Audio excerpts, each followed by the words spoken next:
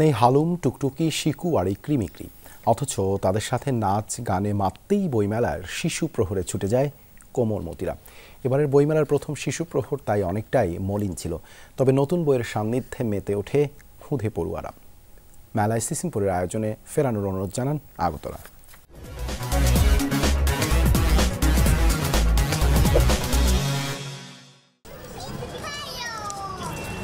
বই তো বটেই, শিশু প্রহরের মূল আকর্ষণ সিসিমপুর। টুকটুকি, হালুম, শিকুর মজার সব গল্প শুনতে মা বাবার হাত ধরে বইমেলায় ছুটে যায় শিশুরা। নাচে গানে শেখে অনেক কিছু। তবে এবছরের বইমেলা হতাশ করেছে শিশু ও অভিভাবকদের, কারণ শিশু প্রহরে নেই সিসিমপুরের আয়োজন।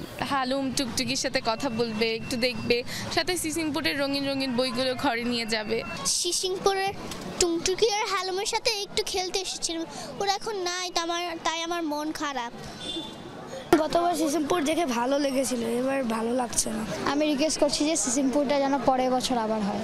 ঘড়ির কাঁটা ঘুরতেই শিশু চত্বরে বাড়ে ভিড়, কিন্তু আগামী সপ্তাহে সিসিমপুরের অনুপস্থিতি প্রভাব ফেলতে পারে আশঙ্কা বিক্রেতাদের। এবারই প্রথম ছোট্ট পরিসরে শিশুদের জন্য বুদ্ধিবৃত্তিক নানা আয়োজন নিয়ে এসেছে শৈশব।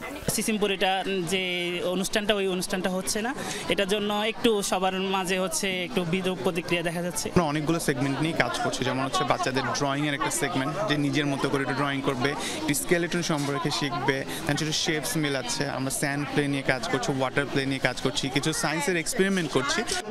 নতুন বইয়ের গন্ধ আর রঙের পাতায় মন খারাপ অবশ্য বেশিক্ষণ স্থায়ী হয়নি খুদে পাঠকদের। কেউ হতে চান নভোচারী, কেউ বা লেখক, আবার কেউ রূপকথার রাজ্যে চায় ঘুরতে। বিজ্ঞান সম্পর্কে গল্প, তারপরে হচ্ছে ভূতের রহস্য, তারপরে গণিত ইত্যাদি বই পড়তে আমার পছন্দ।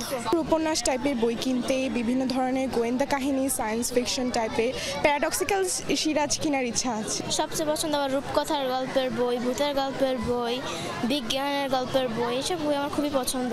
লেখকদের মতন করে লেখার চেষ্টা করি, তারা যেভাবে বইয়ের গল্পগুলো শুরু করেছে, যেভাবে শেষ করেছে, ওভাবে আমি তাদেরকে অনুসরণ করার চেষ্টা করি। আমার ইচ্ছা আছে বড় হয়ে তাদের মতন একজন বিখ্যাত লেখক হওয়ার। ঢাকা বিশ্ববিদ্যালয়ে ভর্তি পরীক্ষার জন্য 8 ও 15 ফেব্রুয়ারি এই দুদিন থাকবে না শিশু প্রহর। লাভলি বিথি, যমুনা নিউজ, ঢাকা। এই মুহূর্তে বইমেলা প্রাঙ্গণে আছেন সহকর্মী সুমাইয়া ঐশী, সরাসরি যাচ্ছি তার কাছে। ঐশী, আজ তো মেলার 7ম দিন, ছুটির দিনে বইমেলায় পাঠক লেখকদের উপস্থিতি কেমন দেখছেন?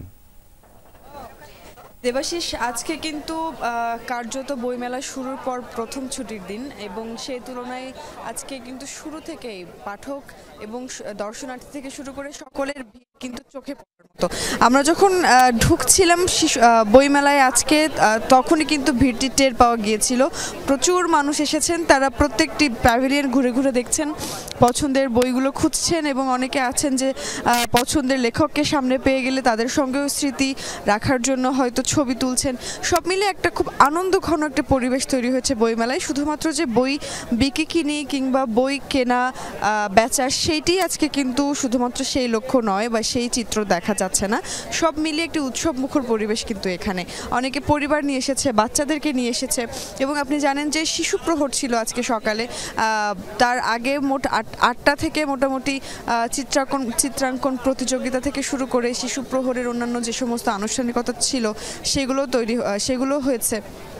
ফলে সব কিছু মিলিয়ে আসলে আজকে সকাল থেকে বইমেলা প্রাঙ্গণ, বাংলা একাডেমি প্রাঙ্গণ সব কিছু মিলেমিশে একাকার হয়ে গেছে পাঠক দর্শনার্থীদের আনন্দে। এবং গতকাল পর্যন্ত কিন্তু আমরা দেখেছি মোট 270টি নতুন বই তালিকায় যুক্ত হয়েছিল। শুধুমাত্র গতকালই এসেছিল 80টি নতুন বই, এবং সব মিলিয়ে 270টি নতুন বই ছিল, এবং আজকে আরও বেশ কিছু বই কিন্তু যুক্ত হবে। সব মিলিয়ে নতুন বইয়ের তালিকা ধীরে ধীরে বাড়ছে, পাঠক সমাগম ধীরে ধীরে বাড়ছে, এবং আশা করা যাচ্ছে যে ধীরে ধীরে আরো বেচা বিক্রিও বাড়বে বইমেলায়। ধন্যবাদ ঐশী যুক্ত হবার জন্য।